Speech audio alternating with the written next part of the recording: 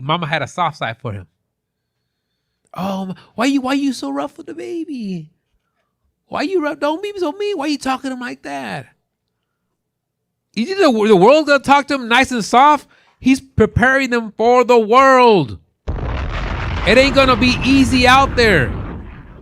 Us men, us Israelite men, we have it the hardest out there than anybody else.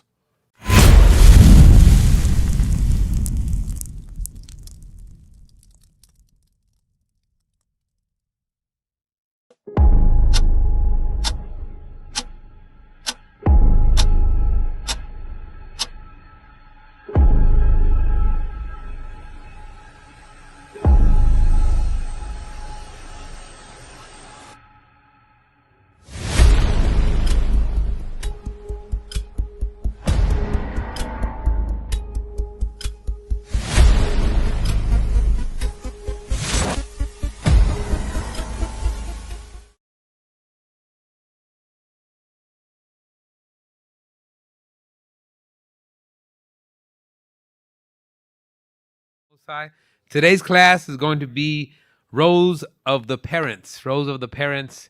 Those who have children, it's a good class. Those who don't and want children, maybe you won't. But all praise to the Most High.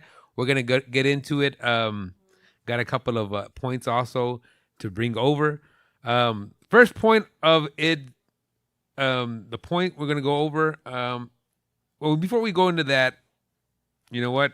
Let's go into Deuteronomy 28. One thing I know we go over a lot of Deuteronomy 28, but the reason why we have to, I would say, reparent or relearn everything because of slavery, right? Give me Deuteronomy 28 and 15. The book of Deuteronomy, chapter 28 and verse 15. But it shall come to pass, if thou wilt not hearken unto the voice of the Lord thy God, to observe, to do all his commandments and his statutes, which I command thee this day, that all these curses shall come upon thee and overtake thee. So here's the warning. Here's the other side of the coin of the Most High telling Moses of what's going to happen if you do not keep the God's commandments. And it's not just of keeping the commandments, because if we look in the scriptures in the New Testament, we see who's keeping the commandments. The Pharisees, the Sadducees, right? You would see a lot of Israel, even the converts, right, were keeping the laws. But it was more importantly that what go to 47. Jump to 47. Verse 47. Because thou servest not the Lord thy God with joyfulness and with gladness of heart for the abundance of all things.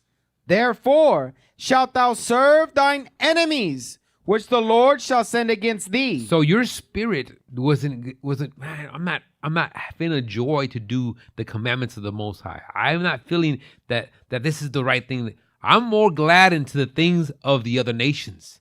I'm more glad on the things that the other people are doing, that I'm seeing, that I'm liking. That's sin for the season. That's the problem with us. So guess what? Going fast forward, now we gotta relearn ourselves how to keep the commandments with joyful and gladness, and teach our children, that next generation to come. That's very important. Give me the because of that, give me the last verse, 68. Verse 68. And the Lord shall bring thee into Egypt again. Will you turn Eli's mic up a little bit? Go ahead. With ships, by the way whereof I spake unto thee, thou shalt see it no more again. And there ye shall be sold unto your enemies for bondmen and bondwomen. Now, Egypt is synonymous for what? Bondage, right? So we're going to go into slavery again, and this is something that we had to do, and this is something that we're still coming out of in our mindset. But the understanding of what we came out of is very important. Give me the buck breaking, because you got to understand the levels of what happened to us as a nation, the spirit, what was destroyed in us, and the amount of work that Esau had to do to break us down. You understand how much work they got to do to erase your mind. It's hard enough just to find a reset button on the computer, but you got a whole mind that you got to reset, a whole nation you got to reset. Go ahead and play it. Others don't know what buck breaking is. BUCKBREAKING. Go on and see what buck breaking is. Buck breaking is when they took a strong black man they considered to be a threat to the slave master. They laid him over a log. They flogged him. After they flogged him, they raped him in front of all the people that was there. They would have the slave master rape him, or they have somebody else literally rape this man till you dehumanize him so that nobody else would challenge the slave master. Then we had the slave farms. And after 1808, supposedly, slavery was no longer legal in America. So the United States had to figure out a way to have the population continue to grow or have babies so they continue to work for the slave master. What did they do? They created slave farms where they took black women, put them on the farm, took black men, forced them to have sex with black women for the sole purpose of producing babies. And they sold the babies soon they was out the womb, and they called them pups. The black girls was getting pregnant at the age of 13. They was raping these girls and selling their baby. So what in these last days, our main goal is to stop making pups. Meaning there's a generation being brought into this society and taken out just as much as they come out. Living in that broken record, that judgment of ring that the Bible talks about, we're going through it every single day. And when we look at stuff like that, we're like, you know what? They started a pattern, and that snowball, we took over that snowball effect. And we created it. We did push. No. Esau no longer. He'll adjust and lift up certain spirits so they can influence the masses. But in reality, they're doing the same thing that they're doing now. They want you to bring pups to this society. Don't train them up. Don't put them in your own religion that's going to help them. Put them in our religion that we've already established for you. So this is something that they're doing that. Hit the bullwhip, and this is going back forward to a lot of times those how many of y'all were born in the South or raised in the South? Not very many. Well, in the South, and I'm not saying it's just the South, but there's a little different way of being raised in the South, more strict, more how would you say, as Bishop would say, a manda spirit, as on the kingdom there, yes sir, no sir, kind of spirit. If you see me, I'm typically a yes or no sir person. I say yes or no sir to especially my elders. It's just a sign of respect that was taught to me. But these things were instilled in me, and that's an effect from slavery. Go ahead and play that. This brought back so many memories because my grandfather had one. Mm-hmm. The bullwhip. Mm-hmm. Actually, my dad got beat with a bullwhip. My grandfather called it a flow pad whip, or coach whip. Yeah. And people don't understand. I mean, you see the cowboys and that shit look funny. Yeah. It's not much on this earth that hurts worse than a bullwhip. Right? Yeah. And that was one of the things that made me and my dad closer once I thought my dad was the meanest person on this planet. I really did. I didn't like my dad, bro, until I was 23. I didn't like that. And I thought he was so hard on me. But in comparison to what he went through, he was soft on me. Mm-hmm. So in his head, he thought he was, and he actually was. Mm-hmm. But see, people can't register. Like all the slave movies that you think you saw, slavery wasn't nothing like that. It was 30 times worse than any movie that you ever seen. Yeah. And we've never had therapy, Shannon. No. And that trauma just got passed down through generations. It did. And so, man, for us to even be here and you know that from an epigenetic standpoint, bro, we still suffer from what our great-great-grandparents, the stuff that Jewish people have gone through, Native Americans have gone through, black people have gone through, bro. That stuff, we still clicking, bro. We still tripping. My dad knew that he had to raise a certain type of man, especially in the South. Correct. Like, My dad told me this story once. Do you know one of the reasons why Southern people beat their children so violently? Because in the South at one time, by law, if you raised up to a white person, they could kill you. Absolutely. So what they did was break you so that when if somebody beat you while you was in town with them white folks, they wouldn't kill you. So they got you used to being beat. Do you know how much that would hurt a parent to have to beat their child out, and the child doesn't deserve that? That's what I'm saying, man. Like when people judge black people, there's a reason, there's a story. That's why our movies and our music, we got to get out of commercialism, bro. And we got to get back to telling these stories of why. When they see black people and they see us mad and they see us do certain things, bro, we've been conditioned to be this way. This brought back so many memories. All right. So I don't know if you ever heard the sound of a whip, those whips. They're very, if the hair doesn't come up in the back of your head, something wrong with you. But the number that they did to us in slavery was so harsh that it was transferred to our parents. That's why everything, even for the Hispanics, even to the point of going to church and having to be forced to do those things, you were destroyed as a person, and you were trained to be this way. And it seemed good because they always bring out in Christianity, train up the child the way he should go. He got to go to Sunday school. He got to go to catechism. He got to learn those golden rules that they're teaching in the churches, right? And you're brainwashed thinking that guess what? Oh, he good. He goes to church. He a church boy. He wears his tie and his suit. You know what I mean? Ain't got no problem with him because what? He's a good slave. That's what they're trying to say. That's what it is. He's already trained. That's why you're getting the good jobs and doing the things and working the Sabbaths and the overtimes. You got to understand that there's a level of us that we got to change our mind. It was even unheard of a black man to look at a white man in the eyes, right? But after generation, things were off.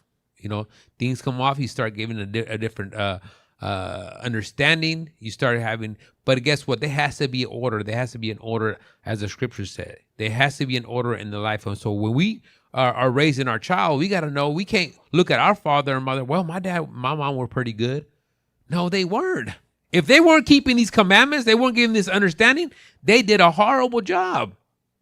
They keep you alive, you know what I mean? They keep you breathing and satisfied and being a plug to this society. But in reality, they did a bad job. Now, I'm not saying that you can't take good things from them, but I'm saying is the Bible has to be your staple. The scriptures has to be a guidance to your children. Because in reality, you're going to recreate a good slave. That's it, and plug in society. He's never going to come out of this understanding of this lifestyle, as the Bible talks about in Revelations. You got to come out of her. That spirit got to come out. That understanding got to come out. But this is why a lot of times they want to take slavery out of school. They don't want to teach you what they did to you. They want to talk about you the buck breaking. They don't want to talk to you about the Willie Lynch. They don't want to talk to you what the Hispaniola did to the so-called Native Americans on this side of the earth. They don't want to say that. They don't want to know what happened in the churches and what they did to the men and the women and what the nuns were used for, what the altar boys were used for. All those things. They don't want to talk about those things. So this is very, very critical. Give me Amos 8:11. Amos 8:11. And this is what the Bible is talking about, that we were going to be void of understanding. It's going to be this was the time of us in slavery. Go ahead. 11 and 12. The book of Amos, chapter 8 and verse 11. Behold, the days come, saith the Lord God, that I will send a famine in the land, not a famine of bread, nor a thirst for water, but of hearing the words of the Lord. So that famine, guess we went through that famine. But no longer do you have to go through that famine. There's so many problems in the household today that we look through society, social media, the neighbors to try to justify or try to correct our things in our house, but it's right here in the scriptures.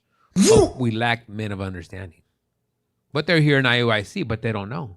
That's why it's our job to go out, establish small sanctuaries, go out and talk to the people. That's our job, right? Read it again.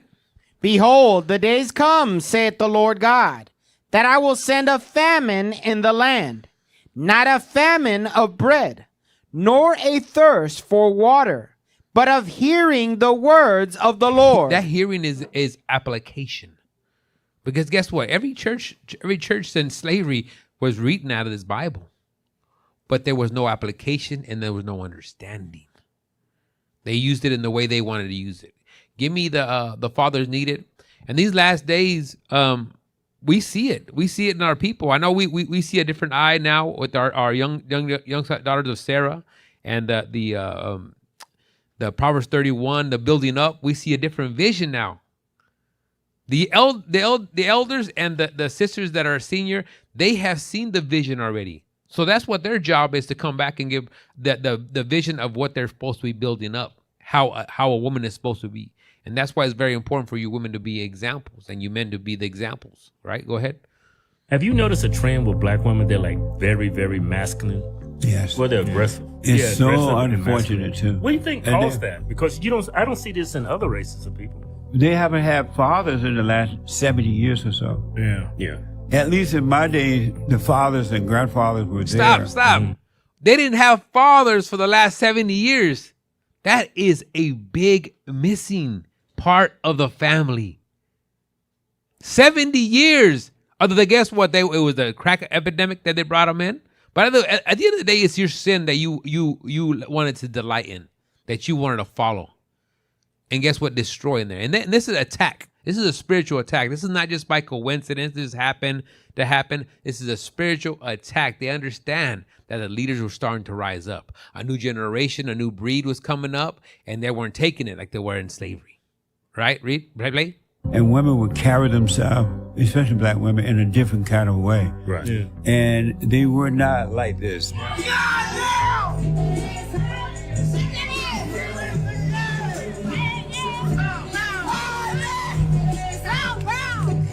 There is no way any woman that I know would have been acting like this. That changed once the civil rights movement came along and the government became the daddy of the family and they pushed the man out of the way. Who became the daddy of the family? The so-called white man, the government. He became your daddy. He told you what you can learn, what you can teach, how you can act, what you can do, those things. He gave you freedom, right? So-called freedom, right? Read or play. Are lonely, they're lost, they're empty, they're yearning for a father. Yeah. And they look even to their boyfriends and husbands to be like a father to them, to guide them, but the men don't have it either. Right. Because they have not had a father to guide them. Right. And so it's sad, really, to be honest. Yeah. This is very sad, because when we now knowing the knowledge we know, we got to do something about it. We got to do something about it. Now, growing up, I did notice one thing about me personally. The women on my mother's side, my mother was born in Mexico and she was raised by her grandmother. She wasn't raised by her mother. Their families broke up and made other families. But my mother's side, I saw them. You walk into a party or a get together, right? The women would be in the kitchen, cooking, getting the food ready, all these talking. The men be outside around a barbecue pit or around something, drinking and talking. And that was the men as a separate. I saw that, okay? On my father's side, he was born here in the States, so-called Chicano, so-called Tejano. Also, their family's different. They were raised here. My grandma was Big Mama. She ran things. When she passed, our family kind of separated a little bit, their own thing. But she ran things. I was always wondering why my grandfather was always outside. He was outside because he couldn't handle my grandma. And they never divorced. And then when I was around 13 years old, I looked at my mom, or grandma, I was like, wait a minute. Things started clicking, right? The sex education started clicking. Oh, wait, my grandma and my grandpa had sex, and then they had my dad. Ugh. Okay. But why don't they sleep in the same room? Why is she sleeping in that room and he's sleeping in that room, but yet they're still married? That's confusion as hell.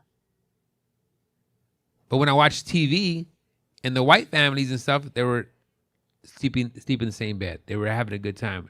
I said, wait a minute. They're still together.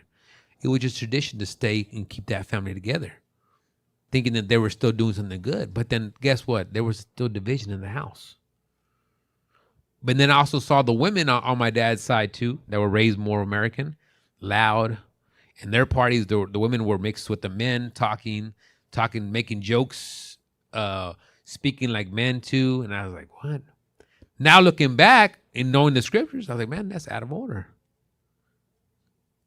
Getting in brothers' faces, wanting to fight, disrespecting their husbands. I said, man, this is two different worlds. Now, I'm not saying that it's better life in Mexico because it's getting like that now, but I saw the influence that America had in the people that were raised here compared to the people raised in outside the United States. Because I see it in other countries too, the same thing. So that was very big for me, and seeing the two sides, and seeing how my mom handled, and how she was in the party, and how she was more quiet, reserved at certain times. And I saw other women, and I said, man, it's just a lot. I always fight with my cousins sometimes. They wanted to fight me sometimes. I'm like, man, you're a whole girl. Why you want to fight me? And I'm not talking about like pushing and stuff and like, oh, I mean, talking about fist fight. I said, yo, you got to get away from me because I'm going to hurt you. You know? So this is something, yeah, y'all got to look at. We've been destroyed, right? Give me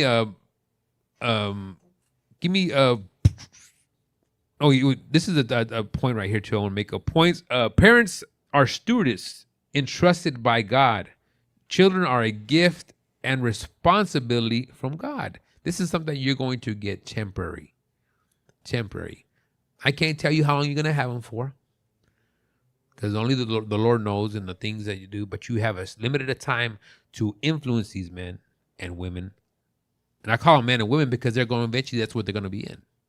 You can't treat them as children and kids and babies all the time. They're going to grow, right? Give me Psalms 127:3.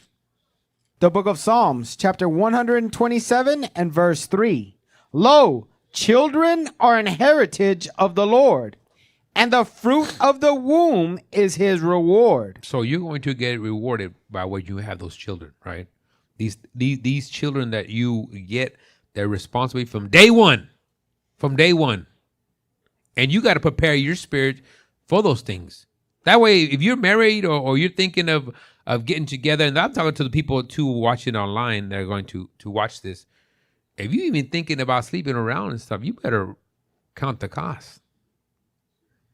If you can have a child and do right by God, do right by them, do right by the society, do right by the future of your nation.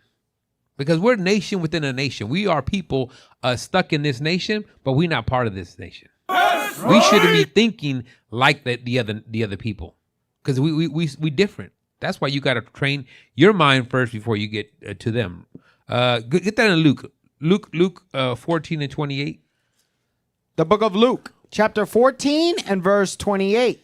For which of you, intending to build a tower, sitteth not down first and counteth the cost? So when you're building something, you're even when you build like a little shack or something, you putting a little kid thing together, you sit down and think about it. Some of you, man, don't even look at the instructions. You're just like, man, how am I going to do this? And I don't need instructions. I can do it. And then guess what? Halfway through, you messing everything up and put the wrong screws with the wrong hole. So you got to take it all apart. You done mess the threads up. So you got to consider those things.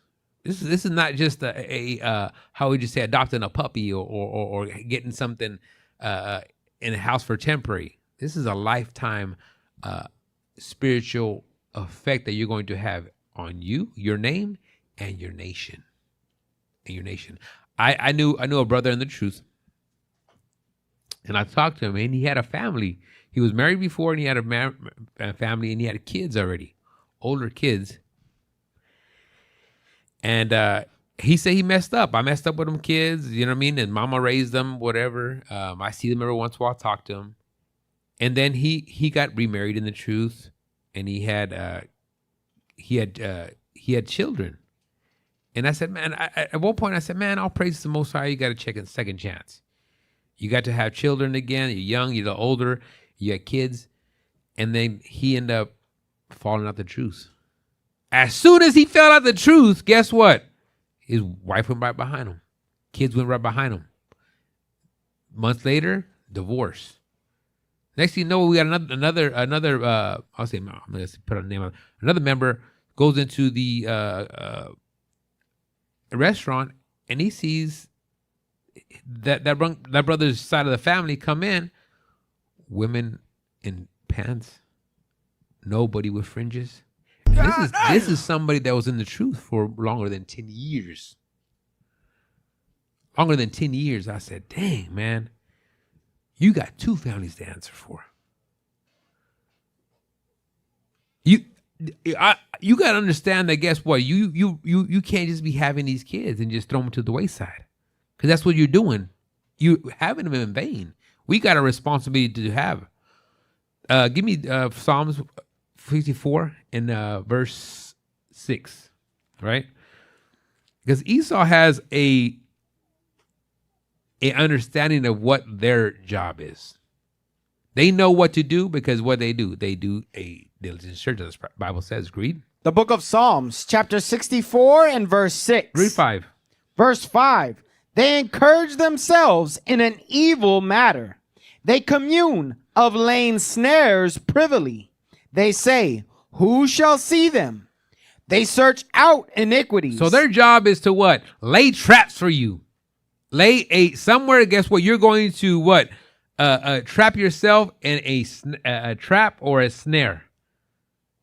To guess what? Get you tied up in sin. That's their main goal. To put you back in sin. You, your family, your sons, your daughters. That's their main goal, right? Read. They accomplish a diligent search. They look at societies. What was the downfall at them in Greek? What was their downfall in Egypt? What was their downfall in Persia and Mede? What was their downfall during the Roman times? What was going on during that time that these Israelites fell? That's why they over there getting dinosaur bones, checking DNA, checking this guy's head. Oh, this guy right here, but by the bone in his DNA, we knew that he did this type of drugs, because it's an opium. Oh, he did this and that. He died of this. They know all these things. They do a diligent search, right? Give me the mice utopia. Stuff like this. Listen to this, man, and what you thinking about when you hear all this right here, right? Read. Or play. A glimpse of what humanity's future might hold, a researcher created a mouse utopia. The mice had unlimited food, water, no predators, and enough space for thousands of mice to live in little mice apartments. They started with 8 mice, but 560 days into the experiment, they reproduced to 2,200 mice. And as society grew, strange things started happening, and the utopia turned into hell. There were far more mice than meaningful social roles, and they all went mad. Many formed gangs and attacked others for seemingly no reason, even eating them. Dominant males would try and stand guard outside their homes, but there were non-stop intrusions. The females got so stressed, they stopped parenting, and the infant mortality rate shot up. The population started declining, and the mice born into the chaos couldn't form social bonds at all. The males compulsively groomed themselves all day, and the females stopped getting pregnant. The society completely collapsed, and nearly 5 years after the experiment was started, the colony went extinct. To get a glimpse... Who's they talking about? Who they talking about? They talking about us. They talking about the projects. They talking about the hoods. They talking about us. Bro, they had gangs. Bro, it's mice gangs. Killing each other for no reason. That's crazy work. That's us right here to a T. Meaning they plan this out first in animals, and they say, you know what? If we do this to these people, they're going to act like animals. Guarantee it. And they probably sat back and watched. I told you so. Because I do a diligent search. And I know what they're going to fall on. That poison is the same poison. And the only defense is the scriptures. That's all you have. This is very heavy. This is very heavy. I looked at that and I was like, yo, that's us to the T. The women started having babies. The kids, they weren't even taking care of the kids anymore. The men were grooming themselves. Bro, I'm telling you, man, if I see another man with the plucked eyebrows, man, I'm going to flip. I'm going to flip, bro. You worried more about the way you look, your skinny jeans, your whatever. I don't know what they're wearing now. Now they're wearing bell bottoms, right? I saw about wearing dresses. Hey, yo. You know what I mean? So, bro, you got to understand that this is happening to us. This is something that you are seeing live. You got to wake up. You got to come out the matrix. You got to come out and understand what they're doing to us. That we're a target for snares and traps, how the scripture says. Give me Proverbs. No, give me Genesis. Genesis 1:28. Genesis 1:28. The book of Genesis, chapter 1, verse 28. And God blessed them, and God said unto them, be fruitful and multiply, and replenish the earth, and subdue it, and have dominion over the fish of the sea, and over the fowl of the air, and over every living thing that moveth upon the earth. So you're going to what? Do you have this responsibility of reproducing? You have this responsibility of what? Taking care of. The first thing that God gave Adam was what? To tend the garden. There's just like a plant. You got to water it. You got to nurture it. You got to prepare the day that it needs. Foresee the things that it is going to need. Prune it, right? Did you know that whole term of the plant and the olive tree and all things is very spiritual. Those who ever planted a plant or some type of fruit-bearing tree, you got to trim it. You got to cut so it can grow, and certain limbs have to stay strong to produce fruit. Because if you don't, what happens is it stays stubby. It becomes a bush, and it never. Hey, that's an apple tree. That ain't no apple tree. Where the apple's at? That thing's been sitting there for 10 years. People have been watering it, giving it water, but it hasn't bared any fruit. That's what happens because it's so busy building branches that are necessary for the plant to grow up and bear fruit, that guess what? It doesn't give anything out. That's what happens. That's a spiritual thing. That's why the Bible says that some branches have to be trimmed and thrown out to a fire. Some things in your life have to be cut out so you can grow, so you can come out of that stage. All right, go. Give me the. Let me see. Maybe I had 18 and 19. Let's stay in Genesis because I want to talk about our father Abraham. The book of Genesis, chapter 18 and verse 18. Seeing that Abraham shall surely become a great and mighty nation, and all the nations of the earth shall be blessed in him. For I know him, that he will command his children. That point right there. Read it again. Start again. For I know him. For I know him. Meaning, guess what? I trust him. I've seen him studying. I've seen him applying my commandments. I see him in the word and knowing what to do. He's obedient. I know him. Read. That he will command his children and his household after him. After him. Meaning, guess what? He's going to set up a replacement before he leaves. He's not going to leave the next generation dry. Give him the understanding. That's what our job is. That next generation of women, you got to show them different what you learned, what you were taught from your mother. Every generation. And you got one thing too, you got to forgive your fathers. He didn't know better. Or even if he did, he did what it is. Forgive them. Forgive your mom. Forgive them, because the next generation to come, that's your responsibility. Now you know better. I ain't going to do the same thing. I can't do the same thing that my mom and dad did. Even if they were there and they did it wrong. You can't do the same thing. You can't repeat history. Read me Proverbs 22 and 6. The book of Proverbs, chapter 22 and verse 6. Train up a child in the way he should go, and when he is old, he will not depart from it. So what is the it? Right? What is the it? Anybody? Bueller, right here.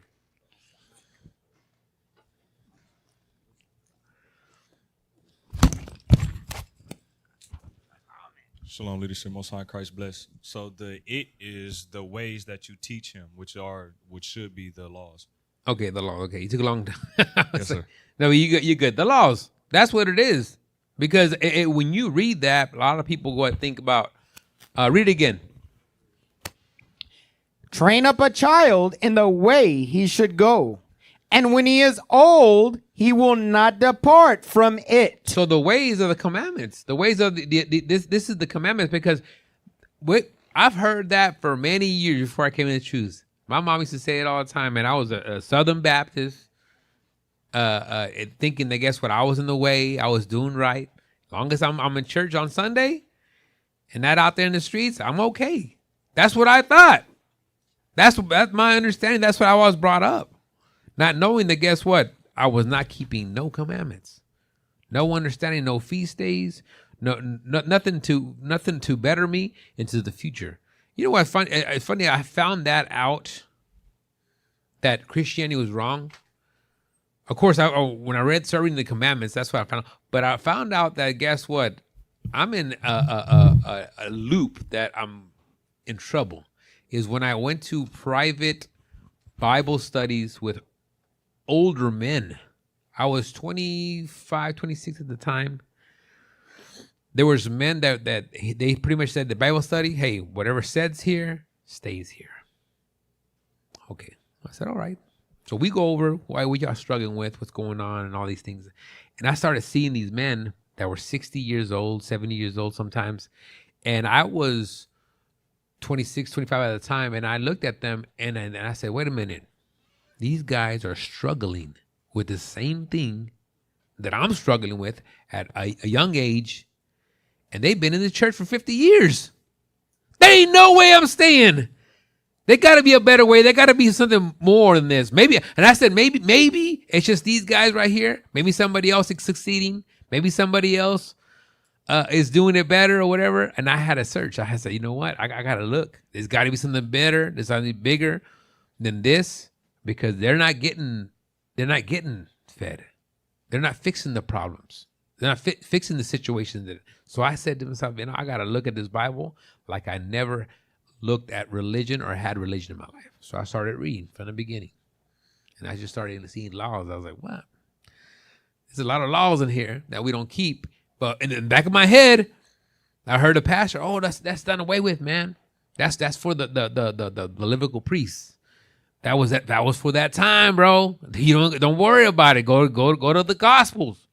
So in my head, I had to throw that away, because it was very clear and understanding, and I couldn't find another verse that contradicted that verse. I couldn't find it. When I read Leviticus 11, when I read the dietary law, I couldn't find anything else. When I read the Sabbath, I couldn't find anything else. When I did a search for the Sabbath day, I couldn't find anything else. I said, man. So long story short, I was doing some commandments and I was doing them wrong before I came into the truth. I mean, I was pulling the pepperoni off the pizza, still eating it. I was off the Sabbath, but I was still using the microwave. I was still buying and selling because I didn't know the other scriptures. I just knew Exodus 20. And until somebody came to me and said, hey, you know what? You're an Israelite. Hey, and by that beard, by the way, it's a righteous thing. Keep it. And I said, what? The beard? Where? And then I started, and then I found IUIC, but all praises. But before that, I was stuck in Christianity. You gotta, if you think that that we a cult or whatever, or you thinking, these guys are crazy, they loud, they annoying, they're probably gonna be hated. So I don't want to be part of them. You need to study on your own. You need to search the scriptures and search what God has required for you in these last days. That's what it is, because he got more for you. If you can't get over us wearing purple and gold, or security, or you not eating pork or heating food on the Sabbath. That's ain't for you. Keep on going. Stay in Christianity. Give me the last video right here. That gave you, yeah, that one.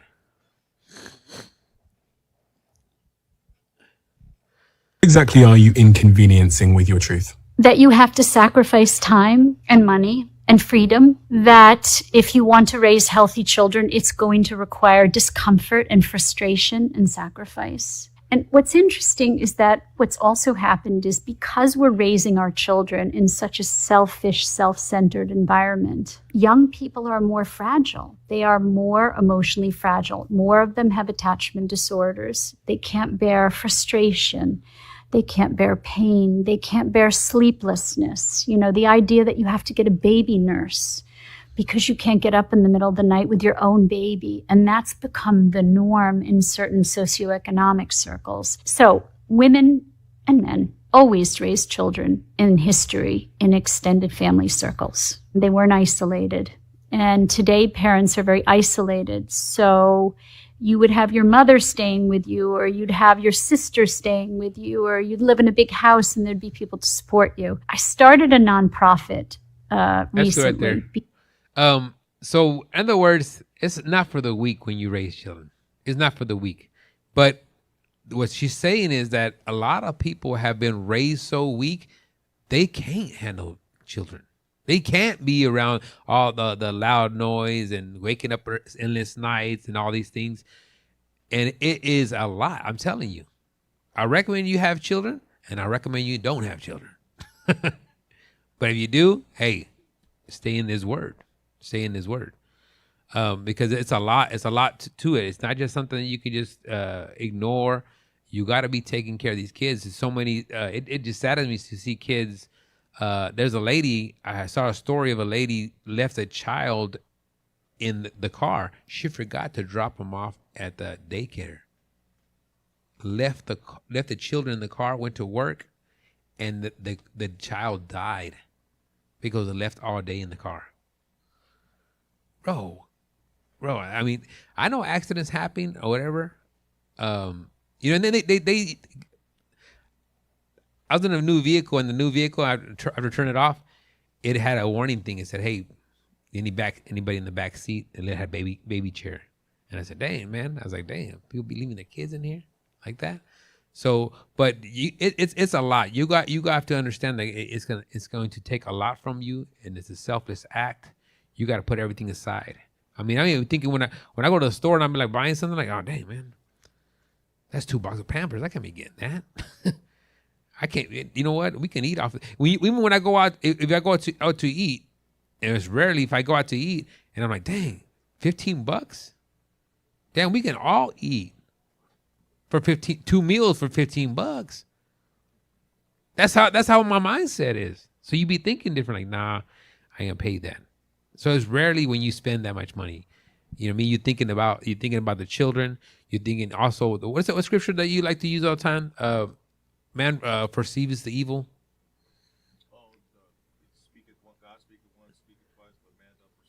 No, a man foresees the evil. Yeah, wise man. Prudent man. Yeah, give me that one. So when it comes to providing, when it comes to those things, you got to understand that all these children that you having, and the things that you have provided, there's going to be a lot of things they're going to be asked for. And the older they get, especially women, I got 3 girls, man. They're going to be asking for a lot of things. And there's a lot of things that are going to be needed. Go ahead. The book of Proverbs, chapter 22 and verse 3. A prudent man foreseeth the evil and hideth himself, but the simple pass on and are punished. So you're going to be punished if you don't prepare for these things.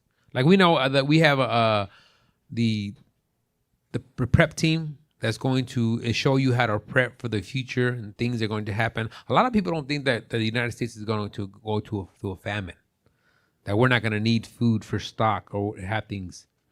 We saw like a little glimpse of things just being emptied in the stores. All they got to do is stop these truckers and stop these trains. And guess what? The food is not being delivered to you. And then guess what? We don't live in a time where we have just chickens in the back. We have goat, eggs all the time, a garden. No, none of us. I don't know anybody here that has that thing. There's very few in the body that have that living off the grid or have that mindset. That's why every men's conference, every time we get together, we prepare these men and women to do the same. Learn things, buy things, chickens, quails. They start little, planting your own garden, all these things. This is something that you're going to be prepared for the future for your children. Not only to even if it doesn't happen in our time, and if it happens in your children's time, your children are prepared for that. That evil to come, they're prepared for it. Give me I'm going to the next point. Parents must provide discipline and guidance. Parents might be, so this is the type of love that you're going to be instilling in your children and giving to them. Okay, give me Sirach 16. The book of Sirach, chapter 16 and verse 1. Desire not a multitude of unprofitable children, neither delight in ungodly sons. Though they multiply, rejoice not in them, except the fear of the Lord be with them. Trust not thou in their life, neither respect their multitude. For one that is just is better than 1,000, and better it is to die without children than to have them that are ungodly.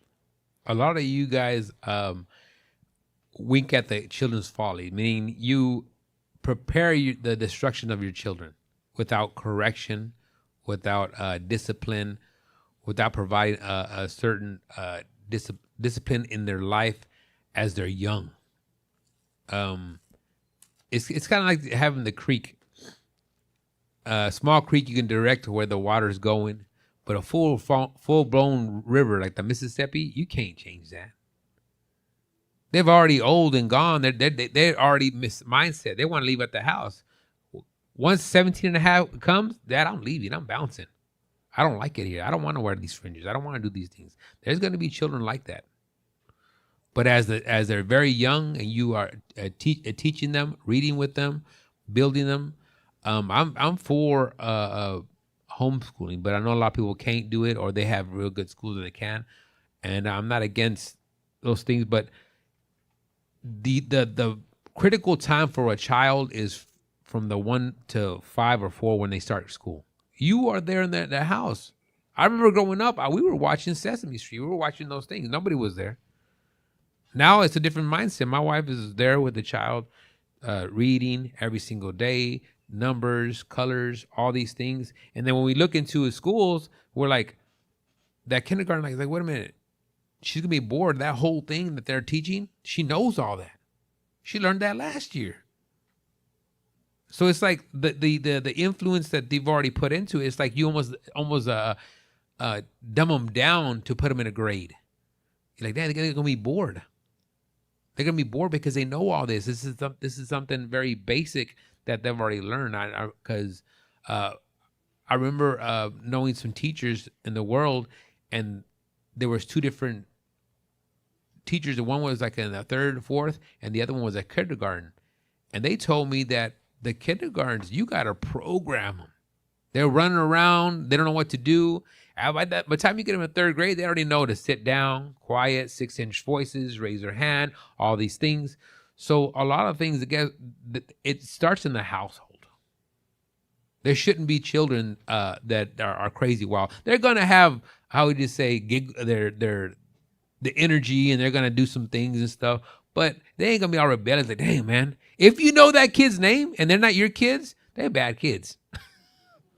Meaning, if you're not tied with them, you're not personal relationship with their mom. But if you see those kids, like, damn, man, there goes Tyrone again. God dang. He ain't lying. You know what I mean? And you see it like, man, you're in a grocery store and you just hear that name over and over. Like, dang, man, take care of that kid. God dang. You know what I mean? Because they're not being trained in the household. They don't know how to act in the household. So when they go out in public, they go bananas. You can't control them. And then you look like a bad parent because you're over there grinding your teeth and look at me, trying to grab them and stuff. No, come on, man. Give me Proverbs. No, Deuteronomy 6 and 4. The book of Deuteronomy, chapter 6 and verse 4. Hear, O Israel, the Lord our God is one Lord. And thou shalt love the Lord thy God with all thine heart and with all thy soul. You see how it's starting with you first? This is starting with you first. It's talking about you. Just like it says, and we read it in Genesis about Abraham, right? He instructed his wife and his children according to what he already was built up to. Right, Reed? And thou shalt love the Lord thy God with all thine heart and with all thy soul and with all thy might. And these words which I command thee this day shall be in thine heart, and thou shalt teach them diligently. If they're in your mind, they're going to come out naturally. If you are always putting the scriptures, the understanding in your mind, they're going to come out naturally. You're going to do it without even thinking. Read. And thou shalt teach them diligently unto thy children, and shalt talk of them when thou sittest in thine house, and when thou walkest by the way, and when thou liest down, and when thou risest up. So these things are always being taught. And it doesn't mean that you're always going to be like, you know what? Let me bring the Bible out. I'm gonna teach. No, you're gonna be doing those things. You're like, oh, I know why Dad did that. You know what? He's applying the commandments. What you read, like, oh, my dad does that all the time. Now I know why he does it. You're going to teach by example, and they're automatically going to do it. That's why I always encourage you to be with your children, especially when they're old enough. Take them with you all the time. You're doing something outside. I know they bug a lot sometimes. But you got to take them. You got to take them. You got to put them there. Like, man, I got to go cut this grass. You know what? Come on. We're going to cut the grass. And a lot of times they want to be with you. At a young age, they want to be in there. I know my kids, they want to be in there pushing the vacuum cleaner, right? They got their own little mop, and they're over there mopping and stuff. I get pissed off all the time because it's always there from the ground. I say, yo, pick up this mop. But they always want to do the mop. Teach them. They're up there on the chair with the dishes, splashing and stuff, whatever. But it's like they're being trained. They're learning things. You're giving them a vision of things to do. They know this is the way we got to run this household. I remember when we were growing up, man, my mom had the finger test. She'd get in the back of the toilet. And if she got some yellow stuff, nah, he didn't do a good job. You didn't do a good job. I said, Mom, why do I got to do this, Mom? Gosh, why do I got to do this, Mom? Because she's preparing you of what to expect, of how things should be done. Can I go watch TV now? Come on, can I go watch TV? Can I go play video games? Right? You're preparing their spirit to do things. And then the understanding of the Bible, you're going to give them at the same time. And that's why you got to prepare yourself. That's why it's very important you prepare yourself.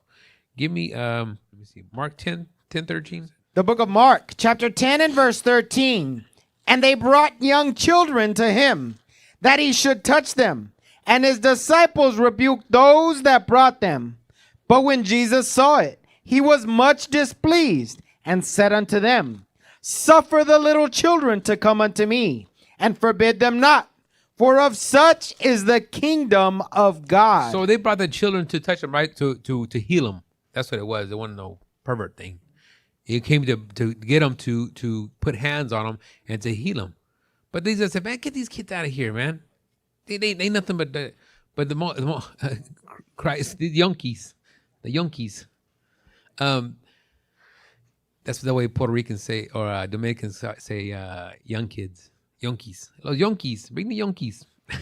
But so when they brought those children to him, they're like, man, get these kids out of here, man. No, Christ said, no, bring them to me. Bring these kids to me. That's the spirit you got to have. You got to place them in stuff in the right places at the right time so they can learn. I love when I see the young men, the circle at the end, and young men are there learning, listening. I said, dang, man, I wish I was there when I was that age. I wish I was learning, because I remember growing up in Christianity, I wanted to go where my dad went. Hey, my dad went over here. He had men's prayer Friday morning at 5:00 in the morning before everybody went to work, and I would go with him. And he thought, well, they also had lunch at breakfast afters, but you know what I mean. I would want to go, but I wanted to go and see what they were doing. But I was seeing what the men were doing, and it was just older men, all older men. It wasn't no young kids. You know, I was probably 16, 17, so I wanted to go. And so I wanted to see, and I saw how they roll and how they talked, how they communicate each other. Now I know it was Christianity, but you learn how people are talking to each other, how they're communicating, how they're being around each other, all these things, how they act, why they do this. Hey man, why did he do that for? Why did he joke around like that? Was he mad? Did he seem? No, he wasn't mad. He can't be mad. It's his friend. You know what I mean? So you got to see when people are joking around, how they're joking around, all these things. You can't be serious all the time. You always tell the people that are just weird when you say something and throw them. They're like, "What? Did he offend me right now, or did he say something, or what?" I'm just kidding, bro. I'm like, okay. You gotta let their guard down. You gotta learn. You got to be around people. You got to instill that thing. The women got to be with the young women have to be with the women. They got to learn all these things, the communication. That's why you always guard yourself. And guess what? Have season in your words, because there's always somebody watching. Especially when there's children around there, you got to know what to talk to them. How to talk around them, because they're gonna be noticing, and you're gonna be the example to everything they do. Okay, give me Luke 17:2. The book of Luke, chapter 17 and verse 2. It were better for him that a millstone were hanged about his neck, and he cast into the sea, than that he should offend one of these little ones. So we use this a lot of times for new people or newcomers and stuff, but it's talking about anybody that's little. There's a spirit about a young child that is around you, always wanting to know. I see it in my oldest already. She's like, but Dad, why? What's that, Dad? And she'll repeat whatever it is. No, I gotta go work. I gotta go to responsibility. Responsibility? What's responsibility? You know, she asks everything. She asks why and what is it. So you got to give the time and effort and give them the understanding, because they gotta understand. And they might not understand it right there, but they're gonna keep it, understand it, and then later on get a piece of the puzzle, and then just be like, oh, I knew what Dad was talking about. I knew what Mom was talking about. So you have that patience there. Just be there for your child. This is very, very important for you. Go ahead. We stop at Luke 2, right? Mm-hmm. Okay. Let me see if I can go over a little bit. Okay, give me Ephesians 6:1. One thing about when you provide discipline, you always got to remind them. There's got to be a healthy fear of you, especially as men, a healthy fear and a healthy respect, because you're transferring that trust to God's trust, meaning they're gonna understand that there's consequences for your actions in the household, and this is just like carnal consequences all the times. But when you get out, there's a spiritual consequences that your children are going to face. Go ahead, read. The book of Ephesians, chapter 6 and verse 1. Children, obey your parents in the Lord, for this is right. Honor thy father and mother, which is the first commandment with promise, that it may be well with thee, and thou mayest live long on the earth. And ye fathers, provoke not your children to wrath, but bring them up in the nurture and admonition of the Lord. You read to 7? Servants, be obedient to them that are your masters according to the flesh, with fear and trembling, in singleness of your heart, as unto Christ. So these parents that I've given to you, you got to obey them in those words. This is the first promise that you have, that long life. You want to live long life. You want to live, you don't hear a long time. I'm always, you know what I always think about? I like to put a healthy fear in the children. See what, how your parents used to. They say, hey, look at that. When you see like the homeless, or you see that could be you if you don't get right.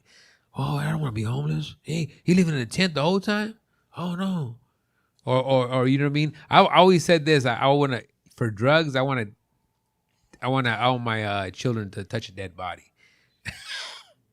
I want them to be like, you know what? If you do drugs, you go. This is what's gonna happen. You touch that body. Has anybody ever touched a dead body? Yeah, touched a dead body before? Oh man, that feeling, it never goes away. It never goes away. I'm telling you, man. Like the spirit to leave something, man. I ain't lying. And the spirit to leave a body, that's another thing. That's why I think that's why me personally, with my dad, I never did any drugs because I hate the feeling outside of my body. I don't like roller coasters. I don't like getting sick.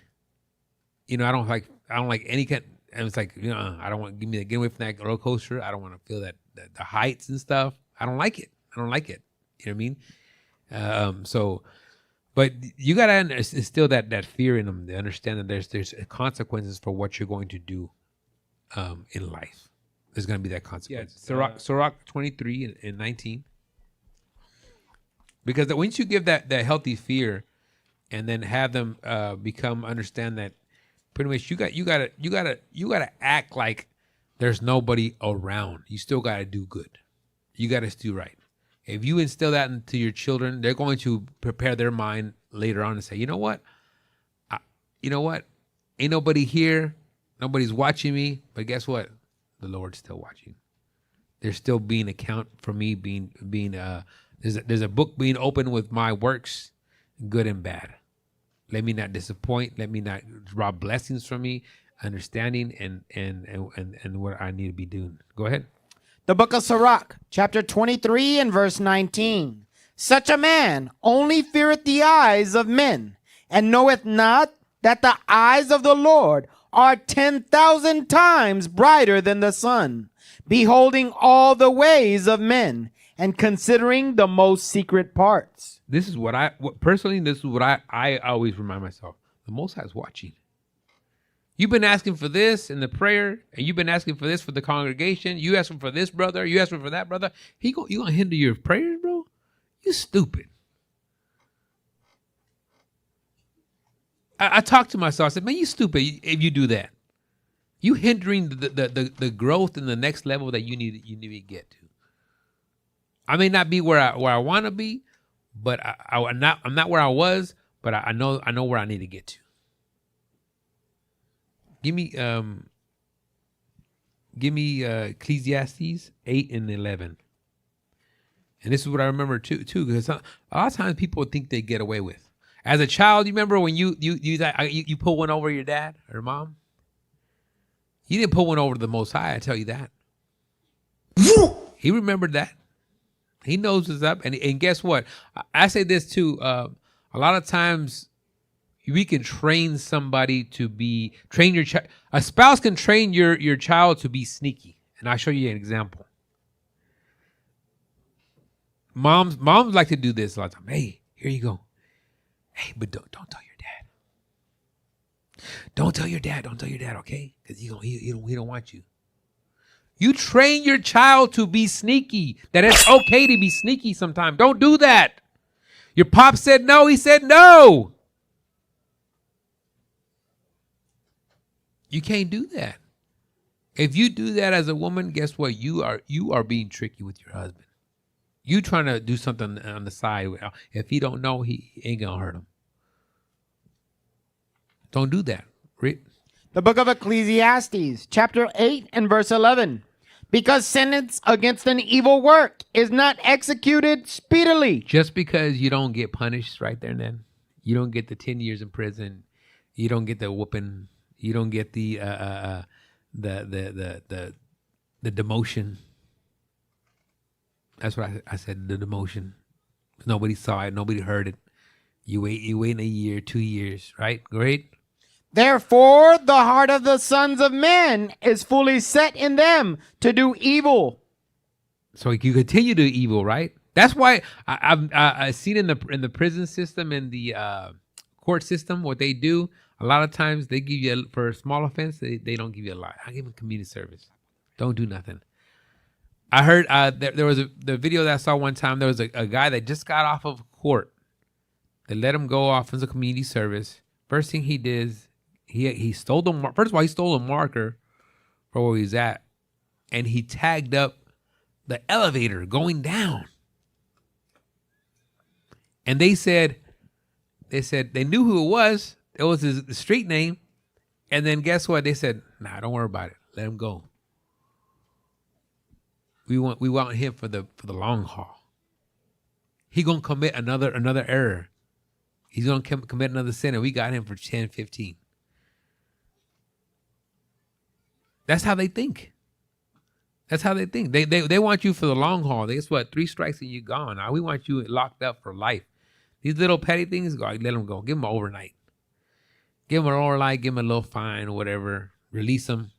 Don't put it down, because he gonna think he got away with one, and he can come back and get more. That's what it is. That's what happens. You finish that one? Verse 12. Though a sinner do evil 100 times, and his days be prolonged, yet surely I know that it shall be well with them that fear God, which fear before him. But it shall not be well with the wicked, neither shall he prolong his days, which are as a shadow, because he feareth not before God. Okay, so he's not fearing of God. So at the end of the day, you're going to get punished. You're going to get those consequences. So that's what you got to instill in your children. And a lot of times, I learn a lot from my children when they try to do sneaky stuff. When they try to do stuff like, where did they learn how to do this? Or why are they doing this? Why are they trying to act? You can see how they get nervous and stuff, and like try to pull fast on there. Like, what happened? Nothing. I don't know. I don't know, Dad. Well, you don't know what happened. Then you sure enough, they do something. Like, just tell me what happened or whatever. We will fix it, and you'll get punished or whatever. Just face. You got to teach them to face the consequences. When they face the consequences, they know that, guess what? They think about the consequences before they do it next time. Give me the talking a lot.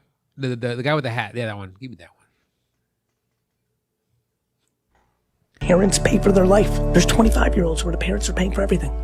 They're 20-5. This is why I hate 8th place trophies, Jim. Parents demonize losing to kids. They try to protect them from losing. I like when he loses.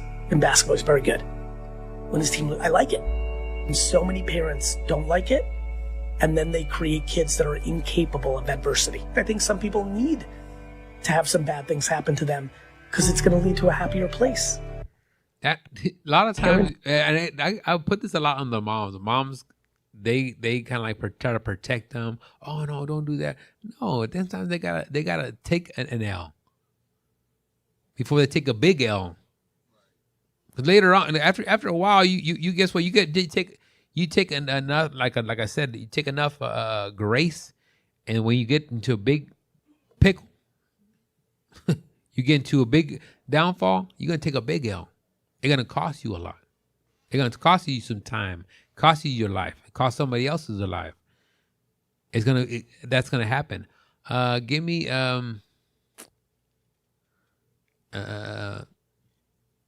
learning under pressure. So this is a child right here, and they're trained. And I recommend to have some kind of how would you say discipline in the ways where the kids are learning how to play an instrument, or they're playing so sports is. I'm not against sports, but a lot of times they can lead you to certain breaking commandments, or also just learning the Greek fashion. So you gotta use wisdom with that. I'm not saying it's a sin or anything, but you just gotta use wisdom with that, because that sometimes a lot of sports that lead you, guess what? Oh yeah, you gotta go play a Saturday game, or you gotta do it. You know what I mean? And they get in different levels. But there's I'll put it this way: us as regular Jakes, we keep the children in sports so they can become somebody in sports, make money. Esau puts their children in the sports so they can instill discipline into them, learning how to build them up, right? Go ahead and play that. Keep your hands up. Okay? Alright? I don't hear nothing. Let your dad fix that. Go over there and see your daddy. Let him fix that. Pause. 1, 2, 3. Pause. So he's training them how to fight, right? And he hit him with a phone, right? And he's crying now. But he was teaching them to put your hands up, right? So he said, you know what? You in your emotional state, go with your dad. Your dad's gonna train you. Look what his dad tells you. Go ahead. What you crying for? 1, 2, 3. What are you crying about? 1, 2, 3. Good. 1, 2, 3, 2. Wait, 1, 2. Okay, so you 1, 2. Some left until you say something. 1, 2. 1, 2, 3. Left, run, go. Good. That's what I'm talking about. That's what I'm talking about. Go around one together anyway. One mess up, everybody go. Everybody go. Go. Go. Come here. What are you crying about? You still don't know? Huh? Okay, go on. Go faster. You know why you're crying now? What's up? Why are you crying? Good. Why did he do that? You know why he hit you in the eye? Because you didn't have your hands up. You understand? 1, 2, 3. He's trying to teach you why your hands need to be up. Good. So next time, if he hits you with the phone, it won't hit you in the eye because your hand be up. You understand? Good. 1, 2, 3. Put your hands up. I hit you in the face. Now put your hand back up. Come on. Your hand is there to block that shot. You understand? That's why you got hit in the eye. What you gonna do with his hand? Say something. What you gonna do with his hand?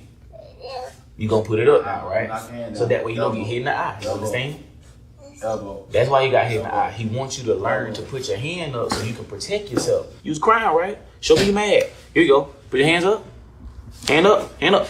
Boom. There you go. All right, now I want you to block a shot. I'm finna try to hit you, okay? Ready?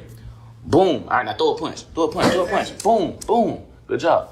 Hand up. Boom. There you go. Throw a punch. That's good. Boom. Did you see the shot where he have him run the second time? His countenance went down a little bit. He tried to grab his emotions.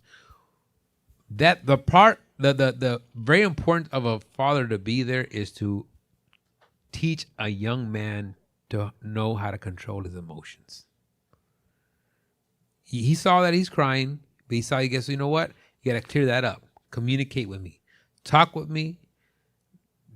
Know what you're thinking, how you're acting, why you're reacting to something that guess what? It's your fault at the end of the day. Your responsibility to put your hands up, but you didn't listen. You got hit in the eye. Now you crying. Now you upset. Emotions going over. That young emotion, how he's reacting, he's going to grasp that emotion and put it and know how to react to what he's supposed to be doing. This is very important. And this what? The father was there. A lot of us, we didn't have that father. Nobody told us to do that. So guess what? Sometimes we have brothers in here, 6'5", 200 pounds.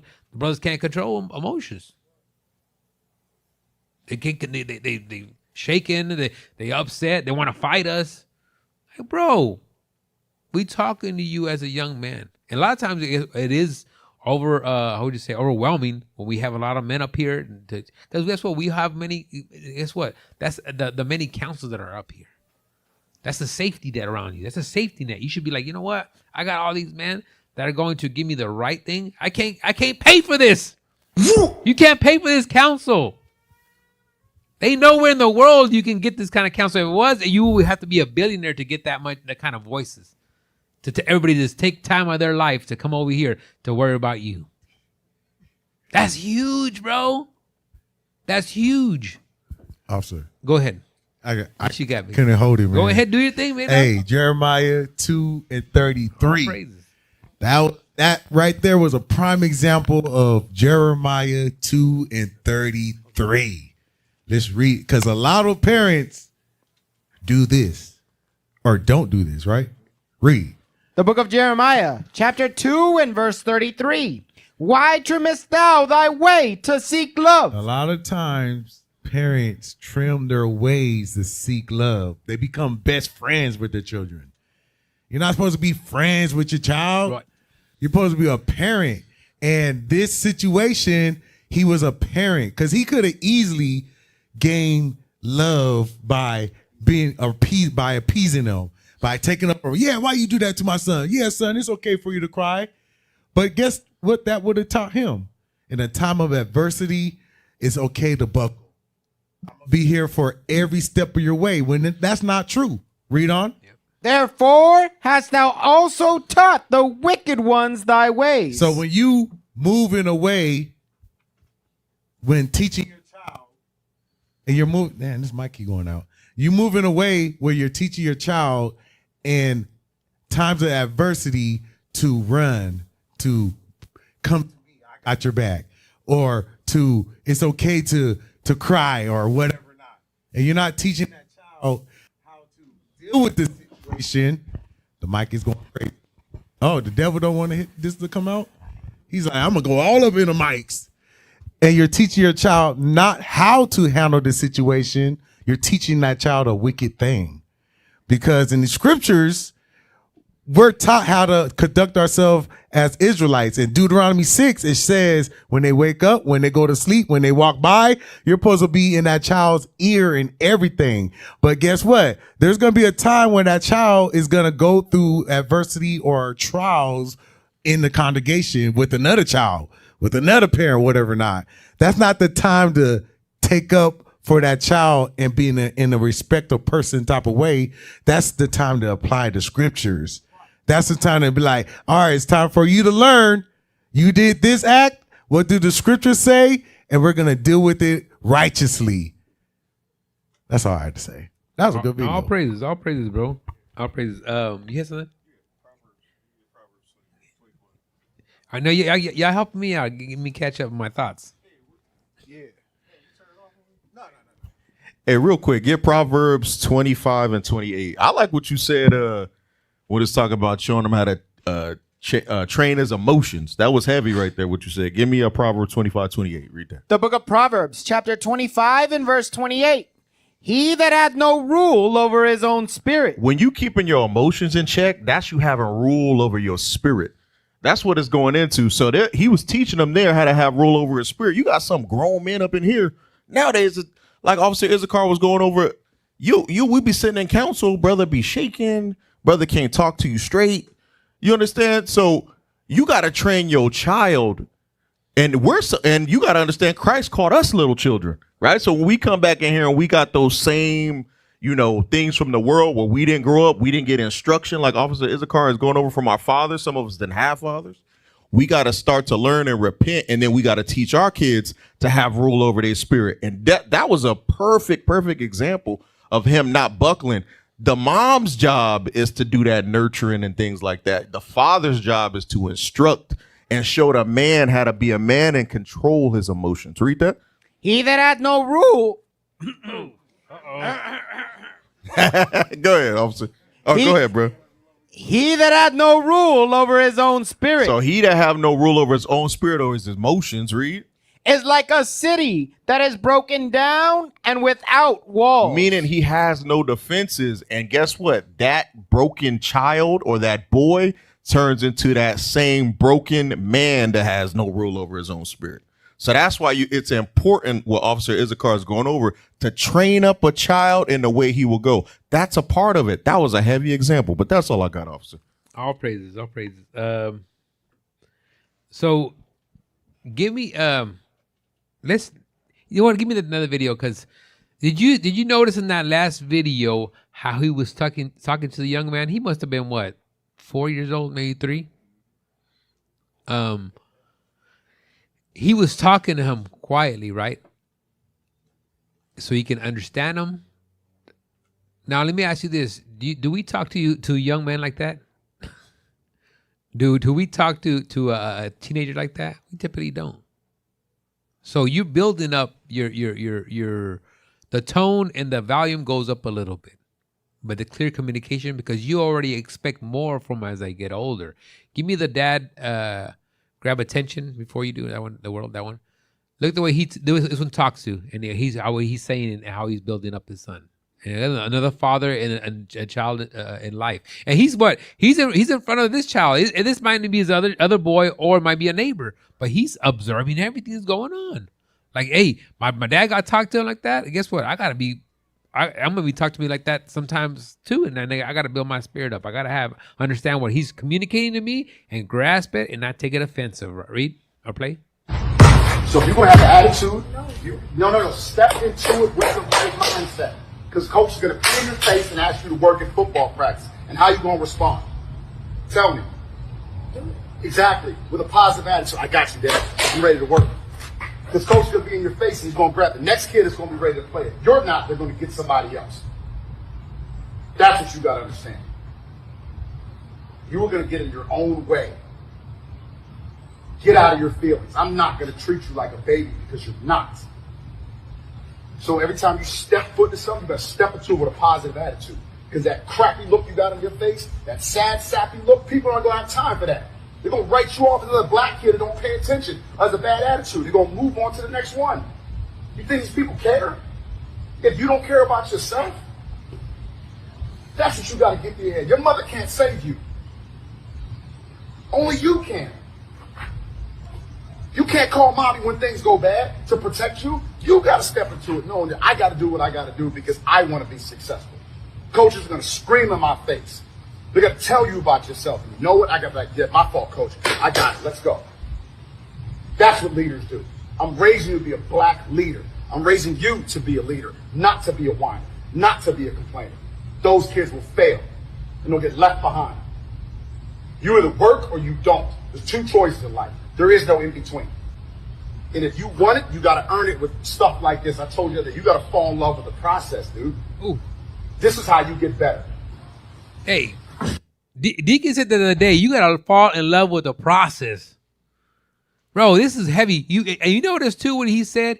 He said, your mama ain't going to save you. That boy already knows that his father ain't going to step up. I'm building you to be out there, to be a representative of me. You understand that?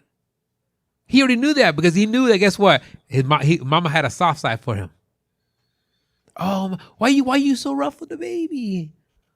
Why you rough? Don't be so mean. Why you talking to him like that? You think the world's going to talk to him nice and soft? He's preparing them for the world. It ain't going to be easy out there. Us men, us Israelite men, we have it the hardest out there than anybody else. We got to act and think differently than anybody else. We got to maneuver in different ways that the people are not doing that now. That's why it's very important for the men to be in these lives of these.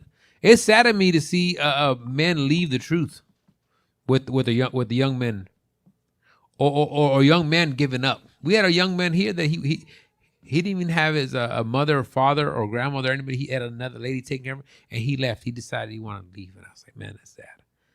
As much as we talked to him, tried to build him up, encouraged him, he didn't want to. You know what I mean? But a lot of times those things had to be started at a young age. Lord, will he be back? Lord will be like, you know what? The only place that I found understanding, comfort, or whatever, it was here at IUIC. Lord, will he be back? But when it comes to the age of 17 and a half, it's 17 and a half right now. The age of 17 and a half, guess what? You can leave if you want to go. Hey, you know what's perplexing about that video? This particular man, he don't know no Bible at all. You understand? Yep. Though we have the Bible, some people in the world, we see their example and how they conduct themselves with their children and so forth. But us, that much the more having the scriptures, we could apply these things. I'm going to show you what he did with scriptural. I'm going to show you what he did with scripture. Give me Proverbs 27, verse 5, please. The book of Proverbs, chapter 27 and verse 5. Open rebuke is better than secret love. So check out what's going on here. The Lord says that open rebuke is better than secret love. So though it may have hurt him at the time, the child, that open rebuke is set to set him up for success later on because the world ain't going to treat him any better. You understand? The people around him ain't going to treat him any better. The teachers and all them, anybody that he looks up to, maybe some athlete coaches or whatever, they not going to treat him any better. So how much more when it comes from the father that you have in your household that you shall honor and respect? He didn't know no Bible, But he was applying this here. It says open rebuke is better than secret love. That goes back to what you brought out in the book of Jeremiah chapter 2. You trimming your ways to seek love, but they ain't getting built up like that. They're not learning like that. So when they grow up, now we got to deal with some of y'all that didn't have the proper father. Now we got to build you up. Now we got to give you Bible. Now we got to rebuke you in a certain type of way, not for your destruction, but because we got to fill in the shoes that your dad did not fill. You understand? Watch this. Go ahead. Faithful are the wounds of a friend. Faithful are the wounds of a friend because they may hurt, right? That's why it says wounds. They may hurt what I may say to you or the way that I may put it to you. I may be assertive or abrasive or whatever, but it's faithful because it's for your buildup. That's like in Psalms 119 and verse 71 where it says, if I have not been afflicted, I would not have learned thy statutes. You got to go through that fire. They got to go through that fire. But watch, go ahead. But the kisses of an enemy. But the kisses of an enemy, this is a person that does not have your best interests at heart. They're going to talk to you a certain way. They're going to deal with you a certain way. And they may sound sweet. They may sound like they got your back. But really, it's the father that was rebuking you for the evil that you did. He's the one that got your back. You understand? So the kisses of an enemy, go ahead, are deceitful. Because they don't have your best interests. So take note of those that are in the world that are doing a lot better than our parents that were in the world. But now that we have this example, we got Bible now. Understand that? We got Bible now. We could apply this and be much, but don't the Bible say the righteous is more excellent than his neighbor? Come on, man. Stop playing it out. Apply Bible. All praises, all praises. Give me Sirach chapter 33 and 21. 21. So your children should always be coming to you for the advice, understanding. I did remember when I left the house and I asked my father something and he says, well, you got to make that decision. And I was looking for him to make the decision. And he's like, and that's when I knew that, guess what? You on your own, son. I prepared you enough for you to make decisions on your own. I'm here, but there's nobody in life, as you men, that's going to want you to success more than them, than your father. He's the only man that's going to want you to do better than him. Everybody else, we in competition. But your father, he wants you guess what? I want that brother to be better than me. Except us. But yeah, go ahead and read that. The book of Sirach, chapter 33 and verse 21. For better it is that thy children should seek to thee, than that thou shouldest stand to their courtesy. Mm-hmm. Read. In all thy works, keep to thyself the preeminence. Leave not a stain in thine honor. So you got to grab these kids. Guess what? I'm the boss. You got to tell these kids that you got to let them know the boss. That playing around and with the children and stuff, being their friend, that's going to happen when they leave the house. That friendship is going to be built now, especially when they're young. That discipline from the ages being born to 5, that discipline has to be there. If that discipline ain't there, you're going to lose them. You can't be their buddies. Proverbs 13 and 24. You know, I know we started with the bull whips and stuff, and I know a lot of times people be, taking a lot of y'all took the hit when y'all young. You know what I mean? Y'all low key got beat. You know, if your mom was ironing, she took that ironing, she threw it across your head. But you know, that's not the way. You got to use that wisdom, bro. You got to use that wisdom, bro. You got to use that. Read that. The book of Proverbs, chapter 13 and verse 24. He that spareth his rod hateth his son, but he that loveth him chasteneth him betimes. So sometimes you got to use the rod. You got to use, and the rod is not always a physical thing. Sometimes the rod is, guess what, the scriptures. You got to use the scriptures on it. You got to use that. You know what I mean? You already know. A lot of us grew like, give me the sound of love. I call this the sound of love. And y'all know it. Y'all hear it. Y'all gonna know what it is. What do I do? Get nosy. Nah, go ahead. Go ahead. What do I do? Nigga, you fine. Hey, those who are in the South, they didn't know what he's doing. They know what he was doing. Go give me the switch, man. Hey, officer, you gave me flashbacks right now. SD, my mom's from Louisiana. Hey, why is it always the same thing? What did I do? What did I do? Man, you know exactly what you did. You know exactly what you did. That's why you, guess what? I say this, and I always say this, hold your word. If you say you're going to give him a whooping, you give him a whooping. I say, one thing I learned, don't give him no whooping on a Sabbath. It's the day of rest. But as soon as that sun go down, and you did something to act up, I'm coming for you. I'm coming for you. That's what my dad used to do that. It'd be at 9:45 in the morning.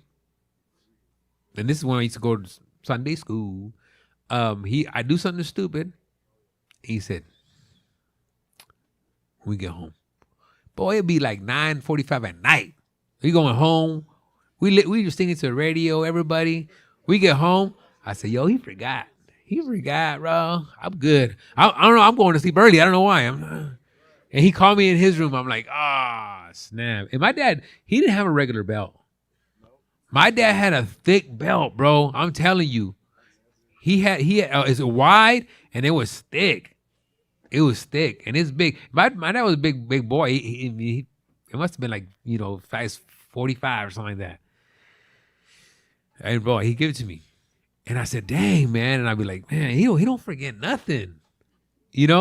Like, and that's how sometimes you got to discipline your child. You can't beat your kids in emotion.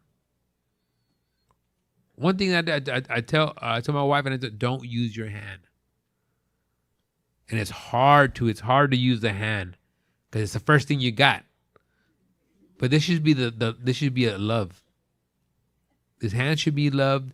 The belt should be used as discipline and the right time.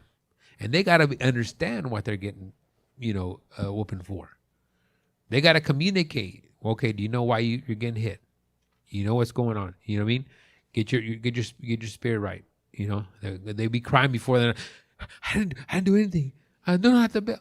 Come on, you got to use that wisdom. You know what I mean? Because you're doing it to correct them. You're not doing it because you're mad at them. Right?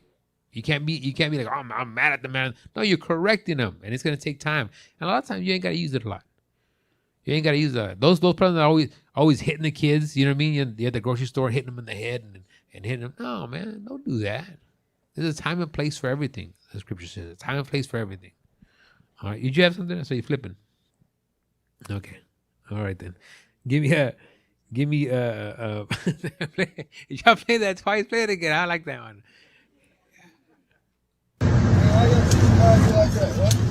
What do I do? Get nosy. Nah, go ahead. What do I do?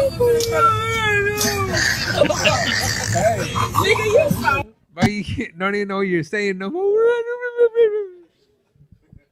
Well, that's enough. That's enough. All right. You know what I mean?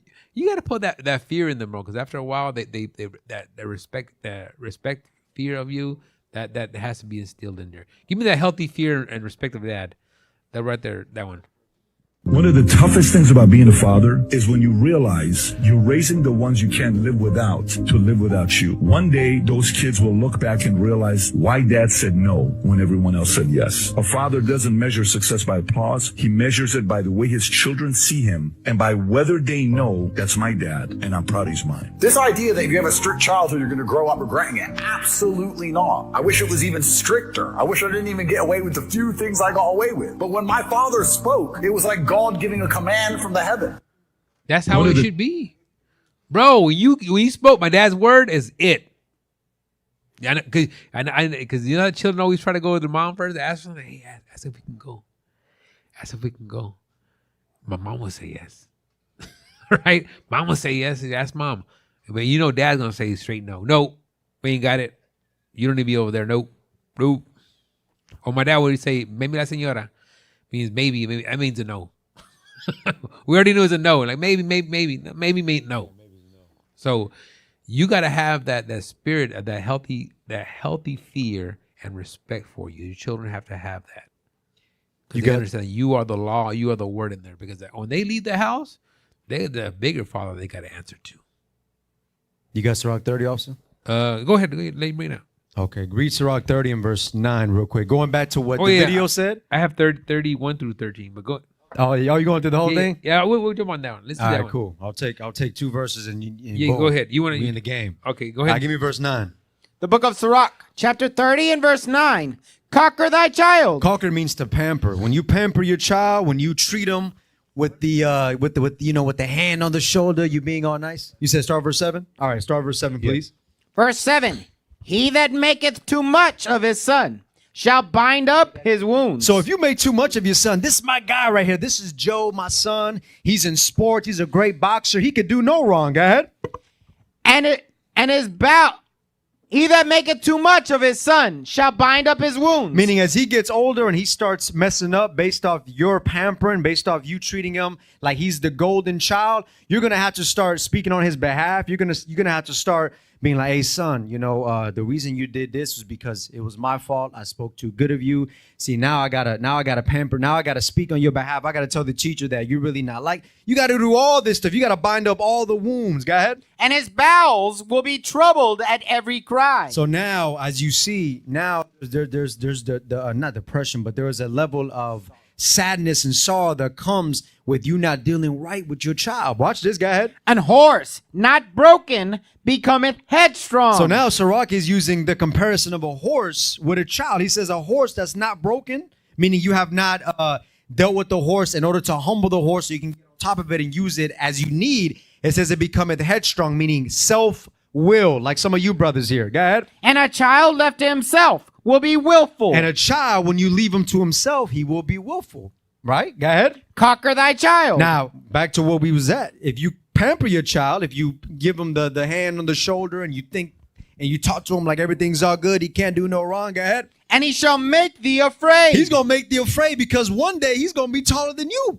You understand? One day, once his muscles start to develop and his mind to where now he's aggressive and he has a mind to go against you, that's exactly what's going to happen. So now little Timmy is big Timmy.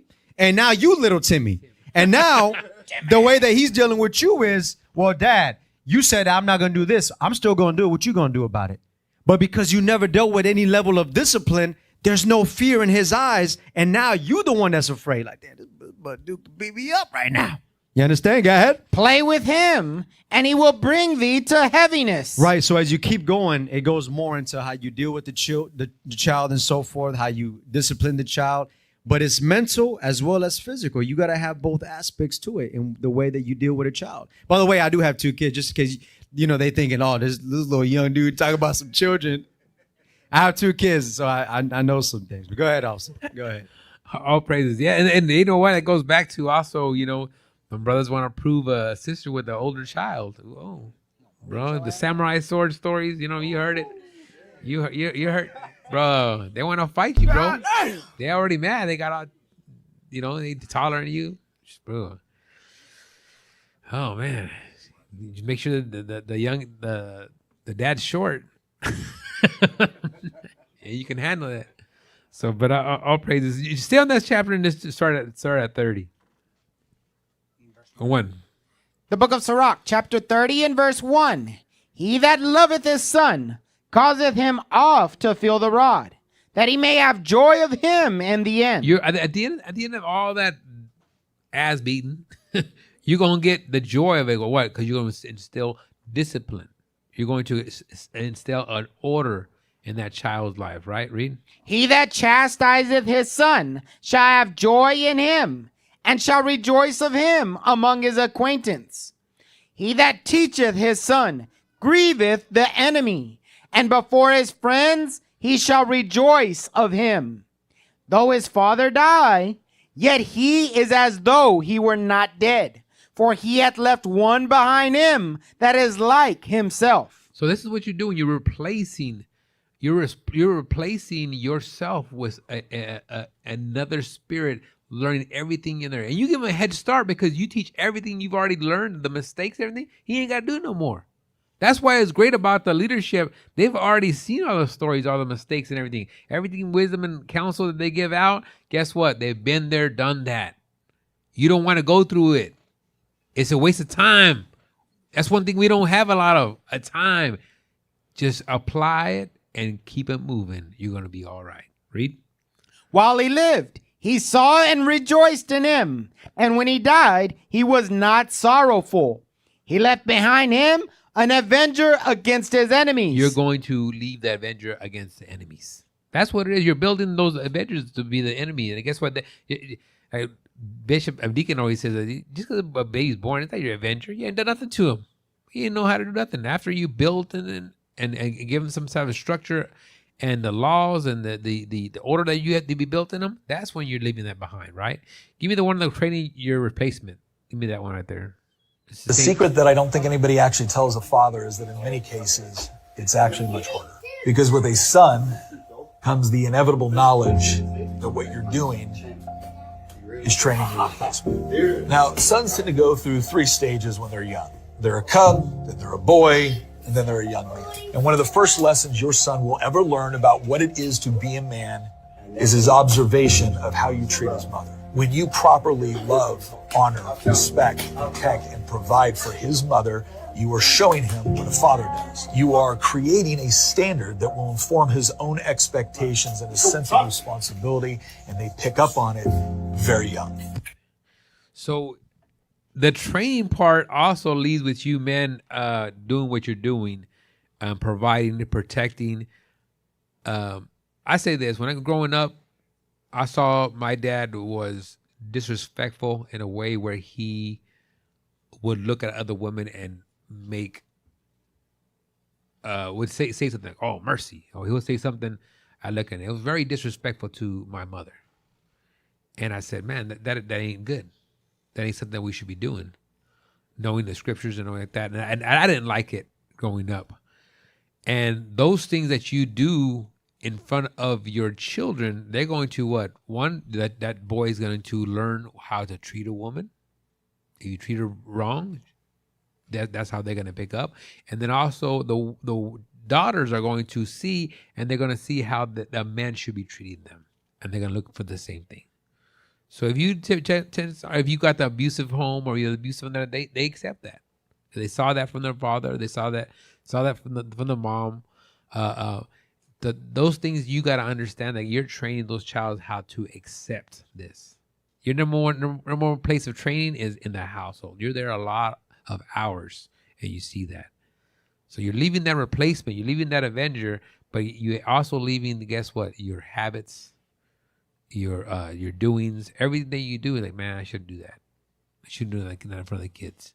I'll raise up this way, but you know what? That ain't good. Even if it's like, how would you say, where's that scripture about everything is profitable, but not everything is lawful? Or am I saying it backwards? Yeah. You just get it. I don't want to butcher it. The book of 1 Corinthians, chapter 10 and verse 23. All things are lawful for me, but all things are not expedient. So you might be doing something that, guess what? It may be lawful for it to do, but it ain't good. It ain't a good habit. It ain't a good work. It doesn't collab good with the laws. In other words, you got to show a certain self discipline and an understanding for these children. 1 Timothy 5 and 8. The book of 1 Timothy, chapter 5 and verse 8. But if any provide not for his own and especially for those of his own house, he hath denied the faith and is worse than an infidel. So typically we go to this for what? For the financial, right? Daddy's walked out and they don't give nothing, don't pay no child support. You know where to be found. This is Rolling Stone. But it goes deeper than this. For you to provide a spiritual understanding, a spiritual learning to what you're doing in this truth is very important. Give me the one, Sirach 33 and 17, and also 18.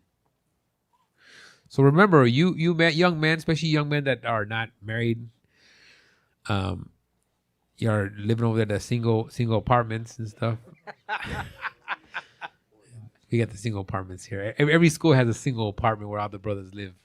You know, when they graduate, when they leave, that means they getting married or they getting ready to get married, got a better place.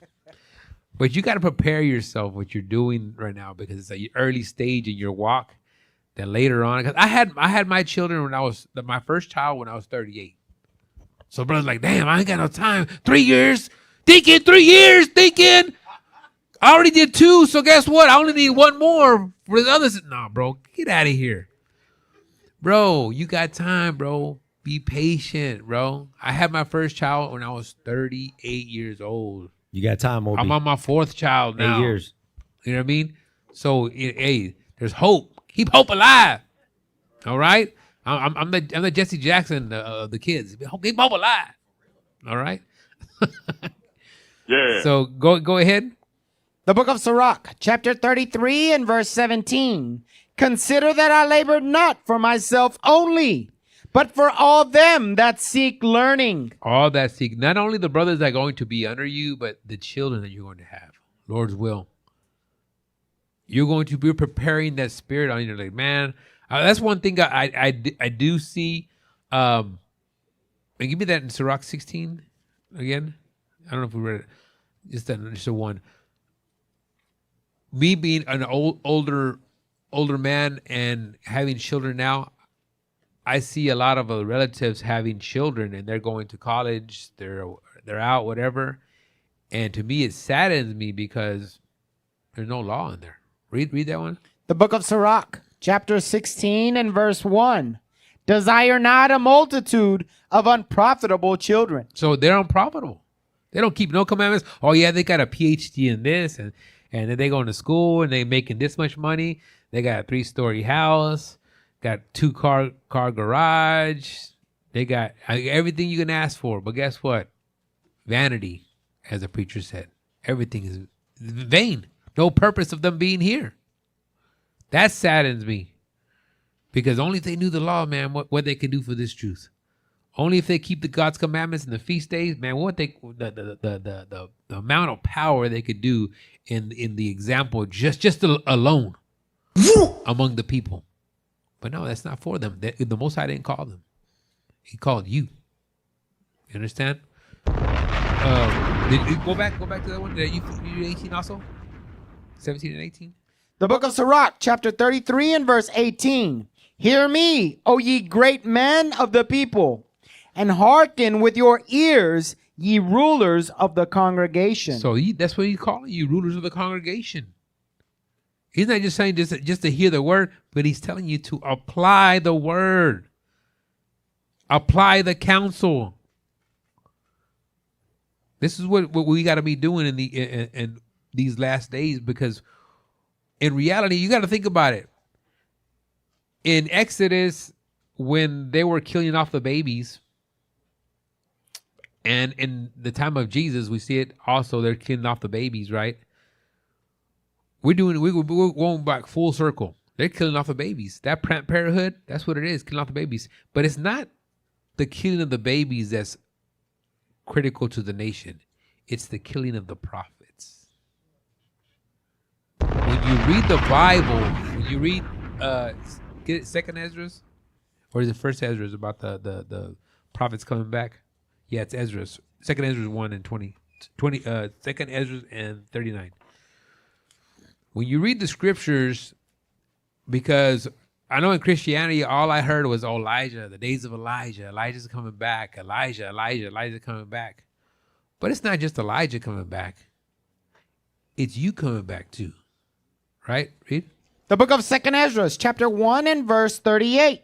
And now, brother, behold what glory, and see the people that cometh from the east, unto whom I will give for leaders. He give what?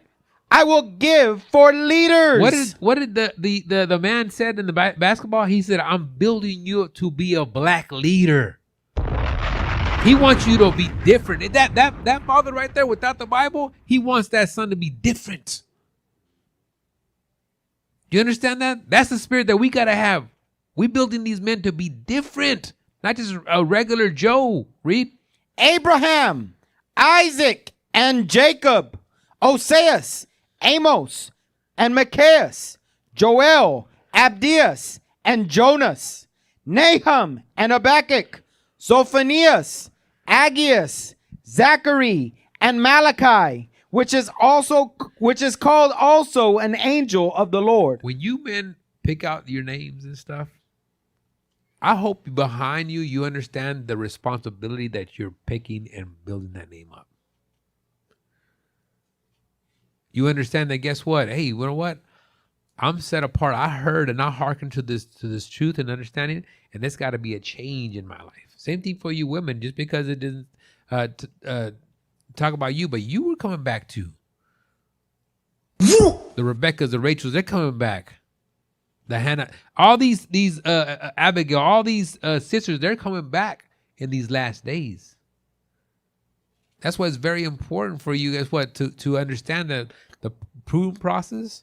That ain't by mistake. That's by design.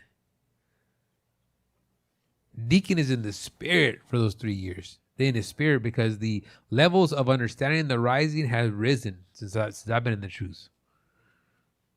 It has risen. The understanding of the marriage, the understanding of the examples, and the trials and errors that we've seen. We're stopping that. We have that safety counsel, that safety net to not go through that no more. That's why when y'all guys get hot and heavy in your pants, bro, stop. Think. You're building more than just a one night. You're building a whole nation to come back. We're tired of staying here and going around another 40 years around the mountain. That's done and over. We're in the last days. We have the prophets in our eyes. We see them teaching. They're already here. We just waiting for certain prophets to step up and do their job. Okay? Give me, let's go and jump a little bit. I'm going to go to, give me 1 Timothy 3 and 4. Okay. Couple more scriptures. Cut a little short. Go ahead. The book of 1 Timothy, chapter 3 and verse 4.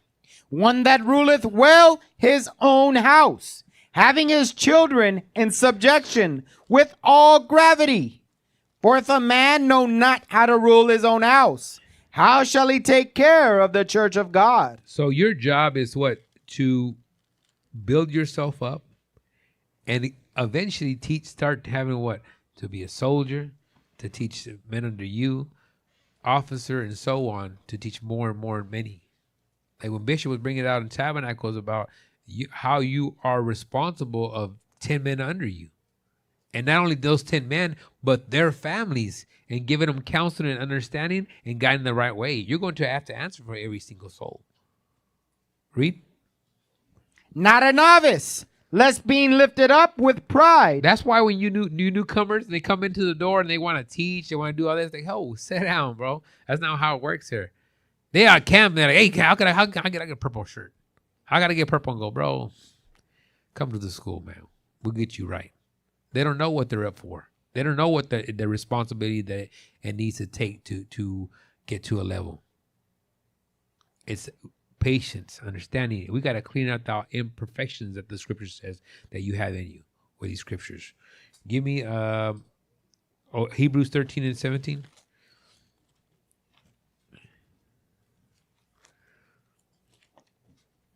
The book of Hebrews, chapter 13 and verse 17.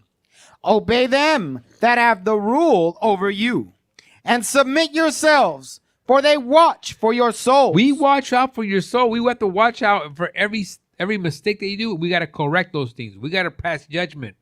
Right, Reed? As they that must give account, that they may do it with joy and not with grief. We got to do it. It has, like it says, you got to love the process.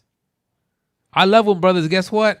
When I see a brother that when he started like 2 years ago, I said, man, that's a different spirit. That's a different brother right there. That ain't the same brother. And we see it when we see old pictures. And we're like, dang, who's that brother right there? Bring up an old picture. Like, bro, there's no life in that one right there. You know, that was a fetus right there. He was brand new, wet behind the ears. Now look at him. Officer 10, Officer 20. Instruction men, moving the nation, traveling. All these. This is a spirit that the Most High has a structure to build the next generation of men. The next generation are not going to struggle the same thing we're going to struggle with. The next women are not going to struggle the things that we struggle with. Although we came at half in the world and half in the truth. We live both parts. It's going to be all truth for them. All understanding. They don't have to go through those trials no more. We've already prepared them. Like, don't do that. Let me tell you a story about a guy back in 2017. Let me tell you this guy over here. Let me tell you this guy over here. Look, you go see him. Go talk to him. He's still working over there at Costco. Go talk to him. You know what I mean? You don't believe me? Shh. I got stories. Right? Go. Did you finish that one? The book of Sirach, chapter 44 and verse 1. Let us now praise famous men and our fathers that begat us. So these men, you have to praise these men. I know you get mad at them. I know oh man, I can't believe they told me all this thing right here in my face. You know what I mean? You got to sit back and examine yourself. Say, what are they lying to me? Are they saying something? No. Am I gonna have to suffer wrongfully for something? Yeah, maybe sometimes. But at the end of the day, guess what? I'm here to get right. I'm here to get right with God, and I'm here to get right with my brothers and sisters. That's my job right there. Is that your spirit right here? You're gonna be all right. You're gonna stay here. But the minute you get offended and you can't handle your emotions, you're gonna be out the door. You're gonna be watching from home. You get what happened to the watch from home package? We haven't gave that out in a while. Why we say watch from home package subscription. You don't, bro. I'm telling you, there's some brothers that they can't get their spirit right, and we can't tell them, like, bro. We see them still on the streets. Hey, can you talk to the deacon, man? Can you talk to the? He said, can you talk to the captain? Like, bro, he a deacon now. Oh yeah, can you talk to him? Like, bro, okay, I'll talk to him. Bro, no, you don't have 2-3 times chances. That's sad, bro. To be on your own, you still trying to do this. And there's brothers out there still. Because you can print out flyers. He's printing out flyers for us and passing them out for us. We get a call and it's like, who's this? Yeah, so-and-so. He call me, who? And he look like this? Oh, damn. He's still putting out the work. I guess he watched from home. But, bro, what did it say? Read it again. Let us now praise famous men and our fathers that begat us. The Lord hath wrought great glory by them through his great power from the beginning. Such as did bear rule in their kingdoms, men renowned for their power, giving counsel by their understanding and declaring prophecies. So remember this. This is what the men do. That's why you have to honor these men that are given these understanding. Women, respect the men. Know that they're out here putting this work and giving more understanding to the nation and building the nation, and take care of those babies. All right? With that, we're going to say shalom. Across the earth, the prophets move. From city streets to distant lands, the message is the same. Israel must rise. Through every quest, every journey, the truth spreads. No border can contain it. No distance can silence it. Our nation lives in every moment. In joy, we celebrate marriages. In sorrow, we honor our dead. On the Sabbath, we gather as one. Families rejoicing together, bound by the commandments of God. Yet are we tried. From the stones in Kenya to the hatred in Montana, we endure as a soldier of the Lord. And still, the mission expands. On the airwaves, on the screens, in every nation under heaven, Israel's voice is heard. We build our communities. We raise our children in royalty. We restore what was broken. We clean what was defiled. We show the world who we are.